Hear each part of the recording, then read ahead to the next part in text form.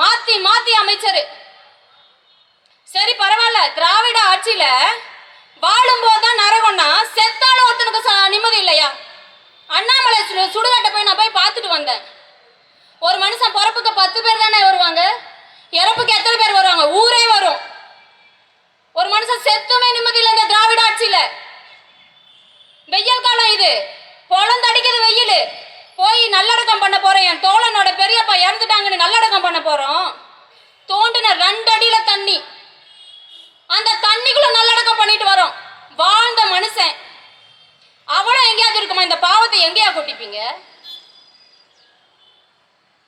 கோலடி ஏரி 112 ஏக்கர் ஏரி, ஏரிக்கு பின்னாடி பார்த்தீங்கன்னா அந்த சைட்லயே கோலடி 3 பிரதான சாலைகளை மையமாக்குற ஒரு இடம். அந்த இடம் சாலை கிடையாது, தார் ரோடு போட்ட சாலையெல்லாம் கிடையாது, வெறும் குப்பைகளை கொட்டின மலை, குப்பை மலை. மக்கள் மூடிக்கிட்டு தான் போகணும். சாலை வசதி சரியில்லை. என் மக்கள் என்ன கேட்குறீங்க? அடிப்படை வசதி தானே, வீட்டுக்கு வீடு தண்ணி கொடுங்க, குடிநீர் தண்ணி கொடுங்கன்னு கேட்குறீங்க. சாலை வசதி சரியில்லைன்றாங்க. பாதாள சாக்கடை அமைப்புன்றாங்க. இப்போ நீ வந்து ரோடு போட்டுட்டு இருக்கேலப்பா, ரோடு போட்டுட்டு இருக்க, தேர்தல் வந்துட்டு ரோடு போட்டுற. அப்ப பாதாள சாக்கடை திட்டத்தை நீ கைவிட்டுட்டியா? இல்ல இன்னும் போடணுமா? அப்புறம் சாலை நீ போட்ட, அப்ப தோண்டுவியா? அப்புறம் அதுக்கு போட்ட, அதுக்கு பருத்தி மூட்டை கம்முனு குடோன்லயே கடந்திருக்கும்ல. மக்களோட வரி பணத்தை நீ என்ன பண்ணிட்டு இருக்கிற? அடிப்படை வசதிகள் எதுவுமே இல்லை.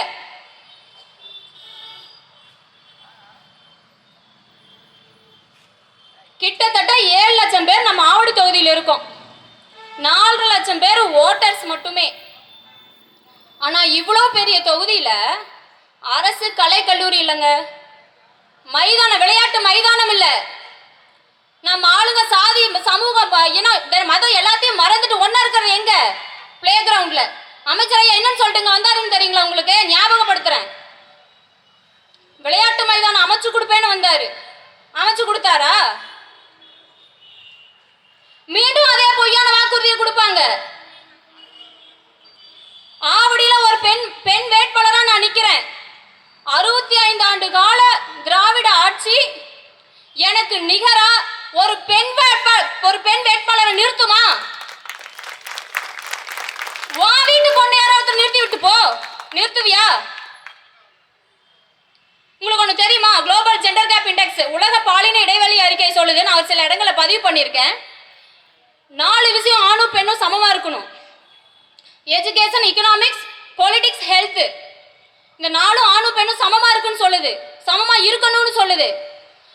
உலக பட்டியல் 195 நாடுகள் தான் மொத்தமாவே இருக்கு. இந்த 4 விஷயம் சொன்ன பாத்தீங்களா? இந்த 4 விஷயத்துல இந்தியா டாப் லெவலுக்கு வர்றதுக்கு 162 வருஷம் ஆகுமா? இப்ப 136வது இடத்துல இருக்குதே 195 நாடு தான்.